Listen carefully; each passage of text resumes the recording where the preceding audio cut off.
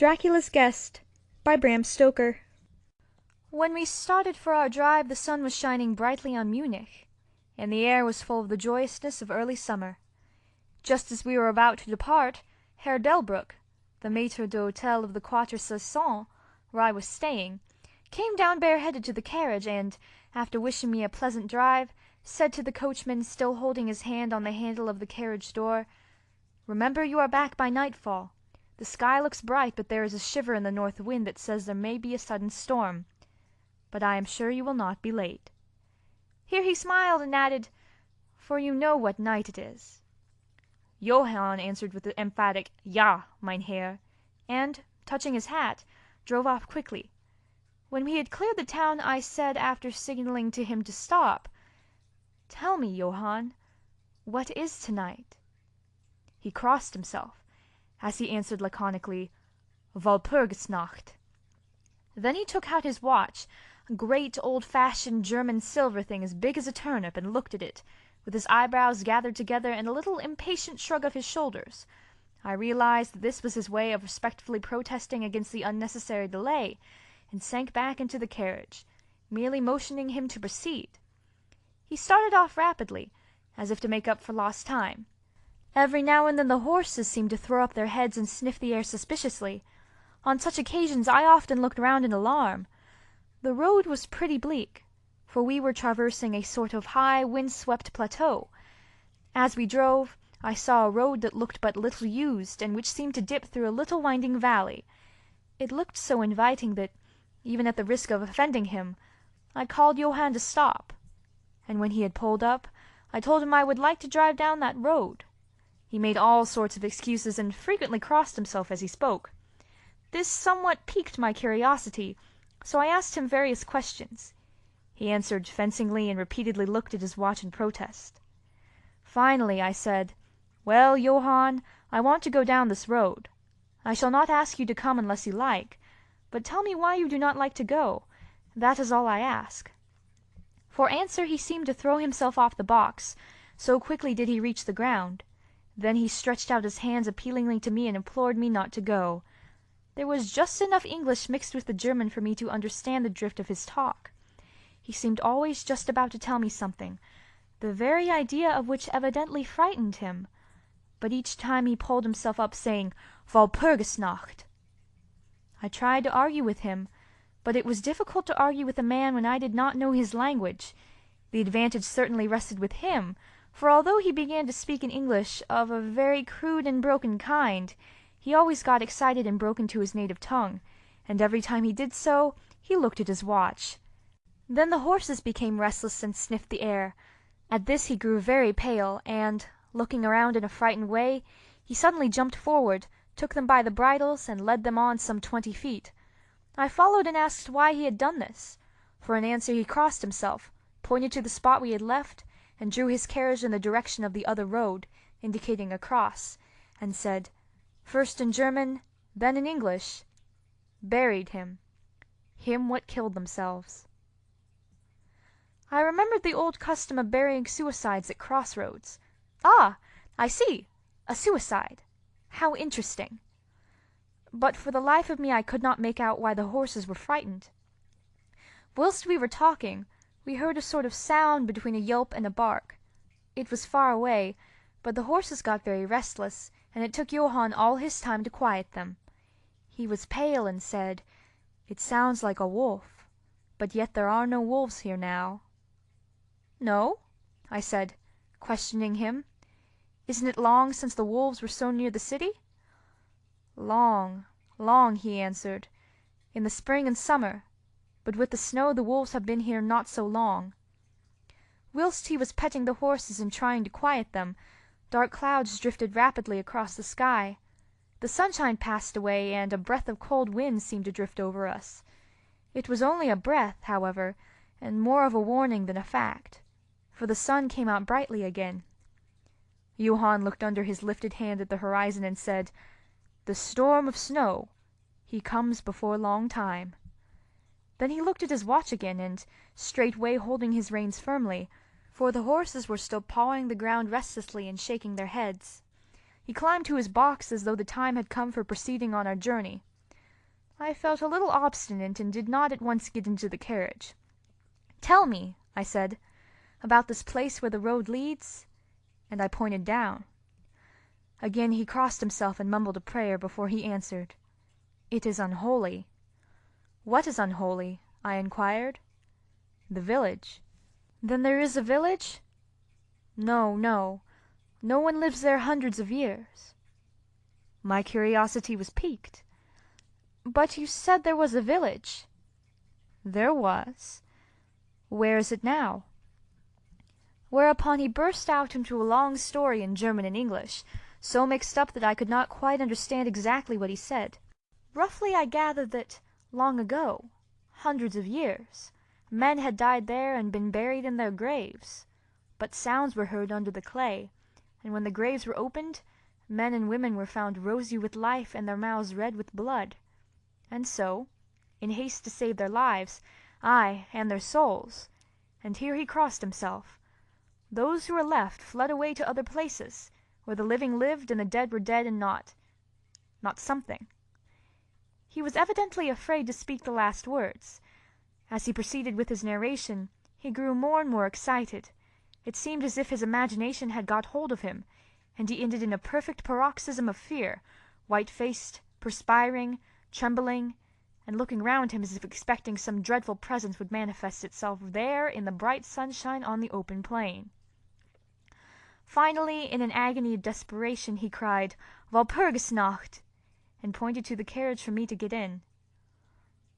All my English blood rose at this, and standing back I said, "You are afraid, Johann. You are afraid. Go home. I shall return alone. The walk will do me good." The carriage door was open. I took from the seat my oak walking stick, which I always carry on my holiday excursions, and closed the door, pointing back to Munich, and said, "Go home, Johann. Walpurgisnacht doesn't concern Englishmen." The horses were now more restive than ever, and Johann was trying to hold them in, while excitedly imploring me not to do anything so foolish. I pitied the poor fellow. He was so deeply in earnest, but all the same I could not help laughing. His English was quite gone now. In his anxiety he had forgotten that his only means of making me understand was to talk my language. So he jabbered away in his native German. It began to be a little tedious. After giving the direction "home," I turned to go down the crossroad into the valley. With a despairing gesture, Johann turned his horses towards Munich. I leaned on my stick and looked after him. He went slowly along the road for a while. Then there came over the crest of the hill a man tall and thin. I could see so much in the distance. When he drew near the horses, they began to jump and kick about, then to scream with terror. Johann could not hold them in. They bolted down the road, running away madly. I watched them out of sight, then looked for the stranger. But I found that he, too, was gone. With a light heart I turned down the side road through the deepening valley to which Johann had objected. There was not the slightest reason, that I could see, for his objection, and I dare say I tramped for a couple of hours without thinking of time or distance, and certainly without seeing a person or a house. So far as the place was concerned, it was desolation itself. But I did not notice this particularly till, on turning a bend in the road, I came upon a scattered fringe of wood. Then I recognized that I had been impressed unconsciously by the desolation of the region through which I had passed. I sat down to rest myself and began to look around. It struck me that it was considerably colder than it had been at the commencement of my walk. A sort of sighing sound seemed to be around me, with, now and then, high overhead, a sort of muffled roar. Looking upwards I noticed that great thick clouds were drafting rapidly across the sky, from north to south at a great height. There were signs of a coming storm in some lofty stratum of the air. I was a little chilly, and, thinking that it was the sitting still after the exercise of walking, I resumed my journey. The ground I passed over was now much more picturesque. There were no striking objects that the eye might single out, but in all there was a charm of beauty.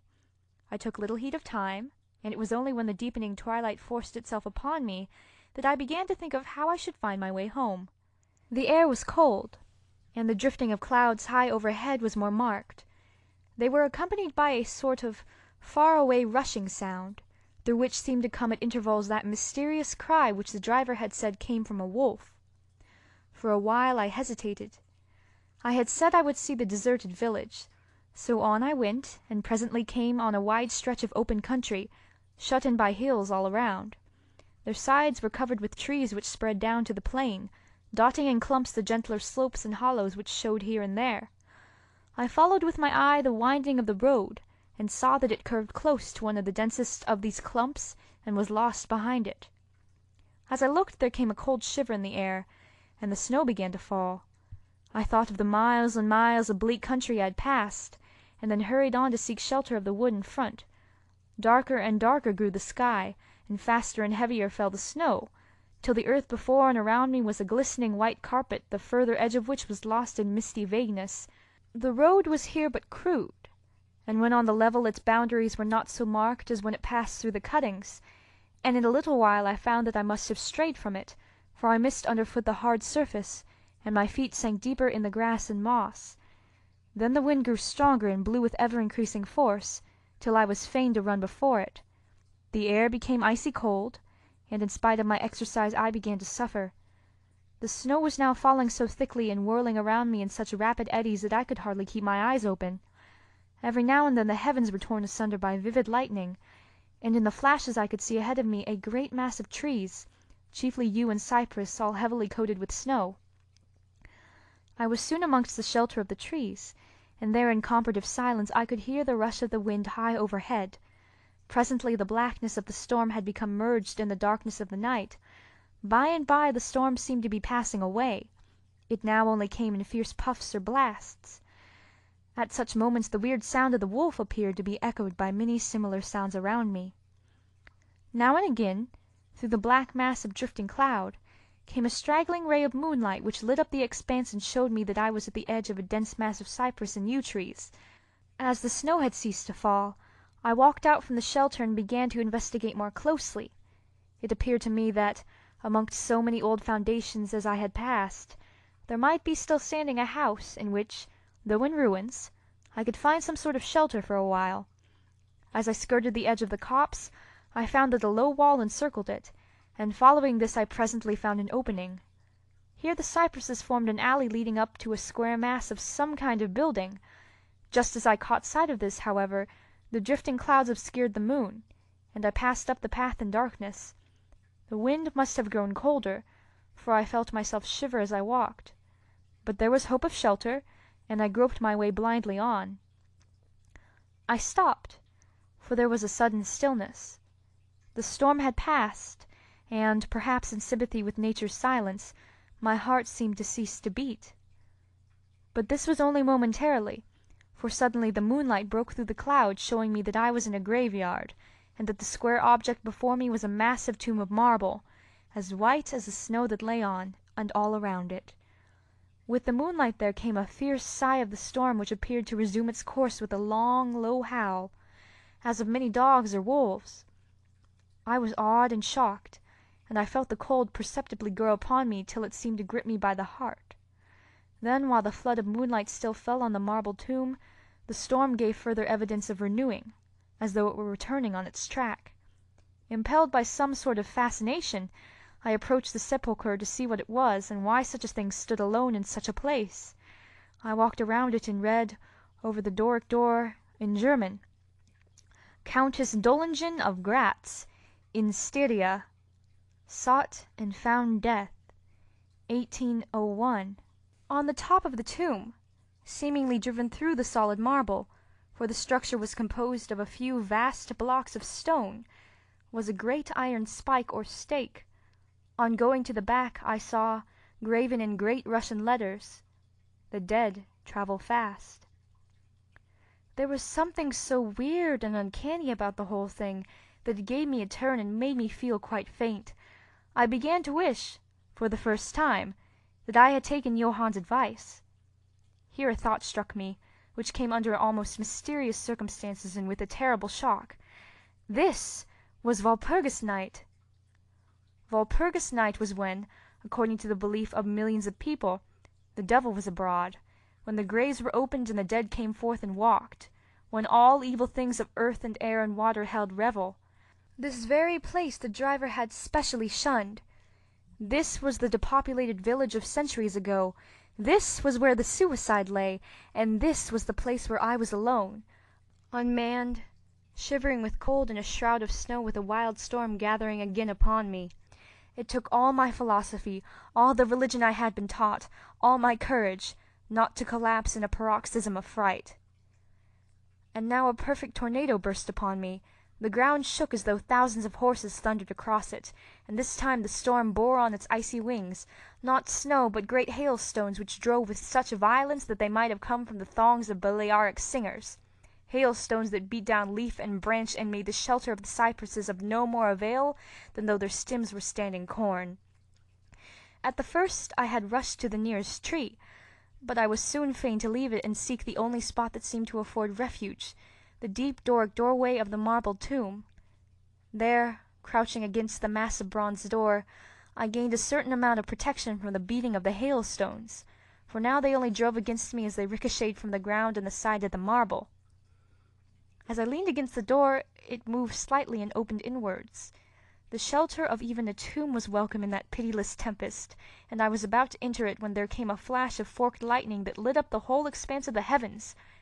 In the instant, as I am a living man, I saw, as my eyes turned into the darkness of the tomb, a beautiful woman with rounded cheeks and red lips, seemingly sleeping on a bier. As the thunder broke overhead, I was grasped as by the hand of a giant and hurled out into the storm. The whole thing was so sudden that, before I could realize the shock, moral as well as physical, I found the hailstones beating me down. At the same time I had a strange, dominating feeling that I was not alone. I looked towards the tomb. Just then there came another blinding flash which seemed to strike the iron stake that surmounted the tomb, and to pour through to the earth, blasting and crumbling the marble, as in a burst of flame. The dead woman rose for a moment of agony while she was lapped in the flame, and her bitter scream of pain was drowned in the thunder crash. The last thing I heard was this mingling of dreadful sound, as again I was seized in the giant grasp and dragged away, while the hailstones beat on me and the air around seemed reverberant with the howling of wolves. The last sight that I remembered was a vague, white, moving mass, as if all the graves around me had sent out the phantoms of their sheeted dead, and that they were closing in on me through the white cloudiness of the driving hail. Gradually there came a sort of vague beginning of consciousness, then a sense of weariness that was dreadful. For a time I remembered nothing, but slowly my senses returned. My feet seemed positively racked with pain, yet I could not move them. They seemed to be numbed. There was an icy feeling at the back of my neck and all down my spine, and my ears, like my feet, were dead yet in torment. But there was in my breast a sense of warmth, which was by comparison delicious. It was as a nightmare, a physical nightmare, if one may use such an expression, for some heavy weight on my chest made it difficult for me to breathe. This period of semi-lethargy seemed to remain a long time, and as it faded away I must have slept or swooned. Then came a sort of loathing, like the first stage of seasickness, and a wild desire to be free of something. I knew not what. A vast stillness enveloped me, as though all the world were asleep or dead, only broken by the low panting as of some animal close to me. I felt a warm rasping at my throat. Then came a consciousness of the awful truth which chilled me to the heart and sent the blood surging up through my brain. Some great animal was lying on me and now licking my throat. I feared to stir, for some instinct of prudence bade me lie still. But the brute seemed to realize that there was now some change in me, for it raised its head. Through my eyelashes I saw above me the two great flaming eyes of a gigantic wolf. Its sharp white teeth gleamed in the gaping red mouth, and I could feel its hot breath fierce and acrid upon me. For another spell of time I remembered no more. Then I became conscious of a low growl, followed by a yelp, renewed again and again.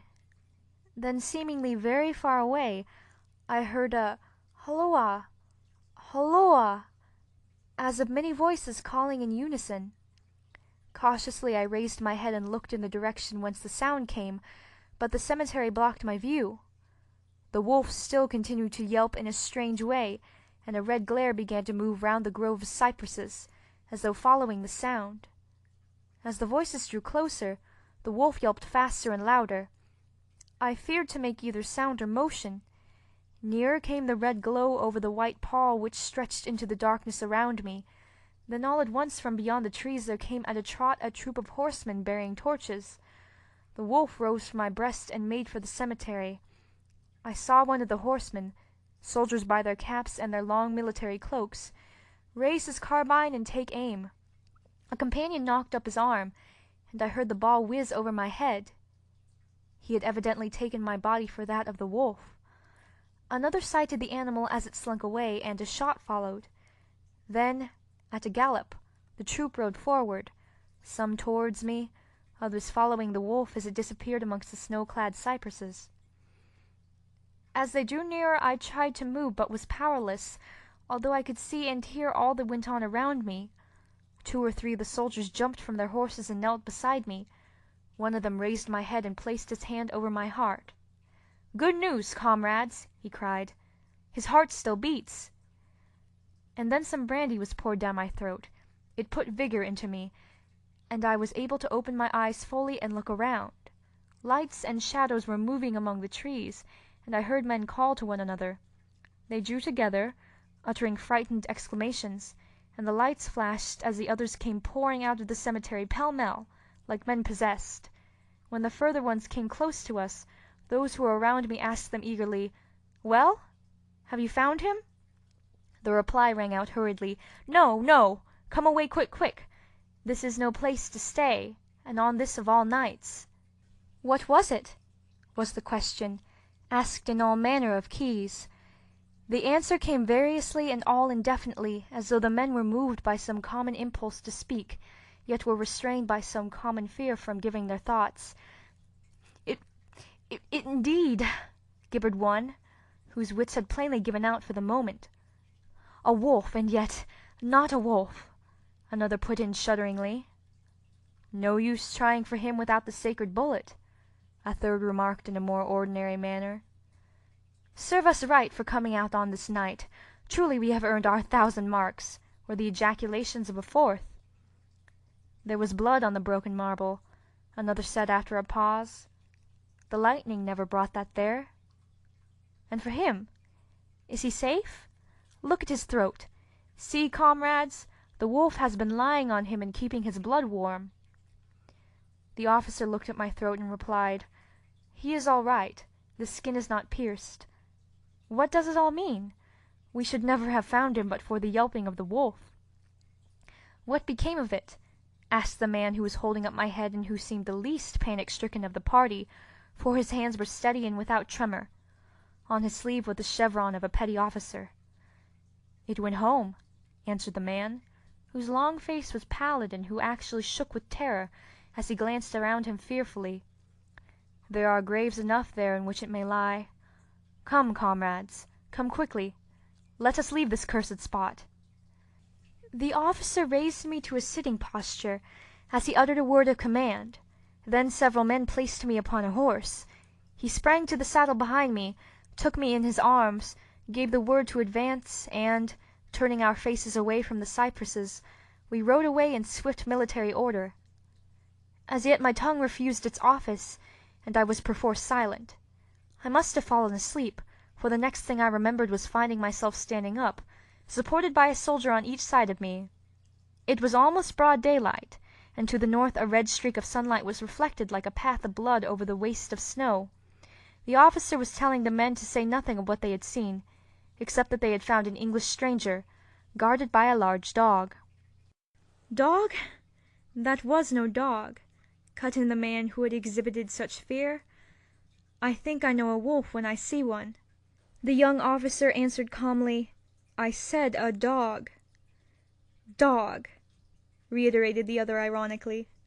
It was evident that his courage was rising with the sun, and, pointing to me, he said, "Look at his throat. Is that the work of a dog, master?" Instinctively I raised my hand to my throat, and as I touched it I cried out in pain. The men crowded round to look, some stooping down from their saddles, and again there came the calm voice of the young officer. "A dog, as I said. If aught else were said, we should only be laughed at. I was then mounted behind a trooper, and we rode on into the suburbs of Munich.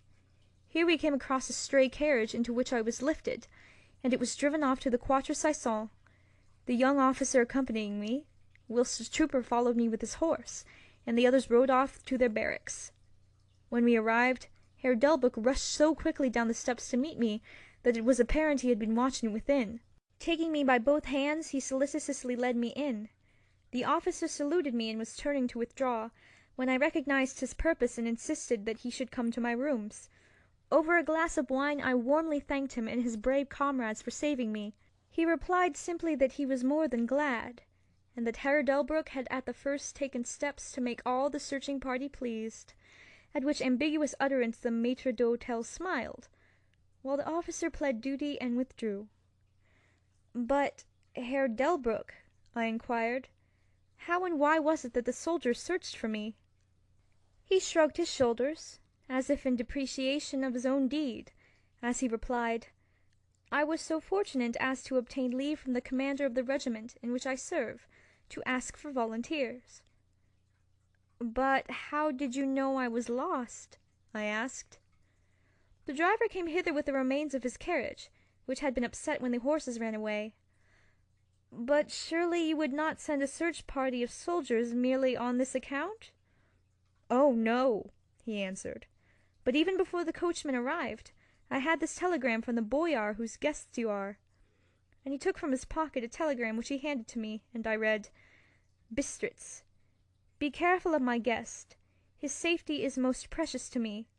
Should aught happen to him, or if he be missed, spare nothing to find him and ensure his safety. He is English and therefore adventurous. There are often dangers from snow and wolves and night. Lose not a moment if you suspect harm to him. I answer your zeal with my fortune. Dracula." As I held the telegram in my hand, the room seemed to whirl around me, and if the attentive maître d'hôtel had not caught me, I think I should have fallen. There was something so strange in all this, something so weird and impossible to imagine, that there grew on me a sense of my being in some way the sport of opposite forces, the mere vague idea of which seemed in a way to paralyze me. I was certainly under some form of mysterious protection. From a distant country had come, in the very nick of time, a message that took me out of the danger of the snow sleep and the jaws of the wolf. End of Dracula's Guest.